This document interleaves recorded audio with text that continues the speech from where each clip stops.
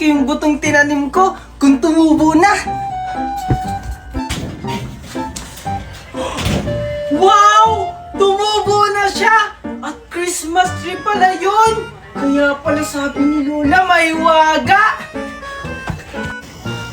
Wow! Ano kayang ibubungan nito? Sana magpakita sa akin si Lola para sabihin ko na tumubo na yung binigay niyang buto!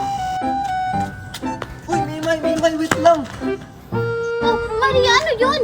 Alam mo ba, Mimay, yung matandang nagbigay ng mansanas kay Junjun, yung may maraming bulutong, may kapangyarihan pala siya, bigla na lang siyang nawawala. Ha? Anong pinagsasabi mo, Maria?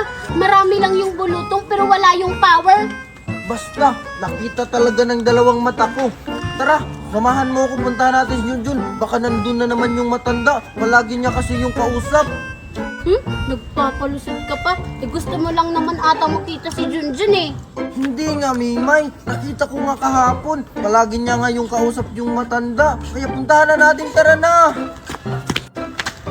Oh, ayan lang naman si Junjun eh. Asan yung matanda?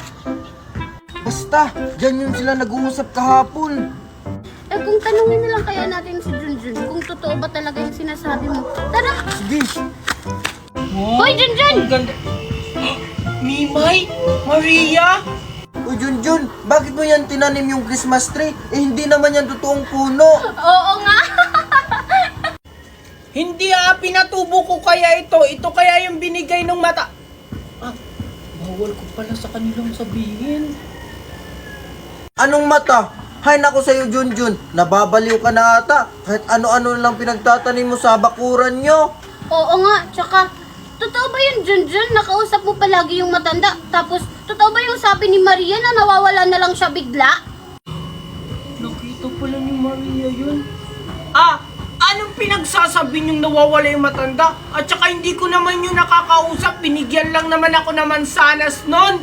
Pero hindi ko yung nakakausap. At saka may ganun bang tao yung bigla na lang nawawala? Ikaw kasi, Maria eh. Kahit ano-ano na lang pinagsasabi mo. Hindi talaga, Mimay. Nakita ko talaga kahapon. Hala, baka sinaniban na siya ng matanda. Tignan mo, kahit ano-ano na lang tinatanim niya. Tara na, Mimay, nakakatakot dito.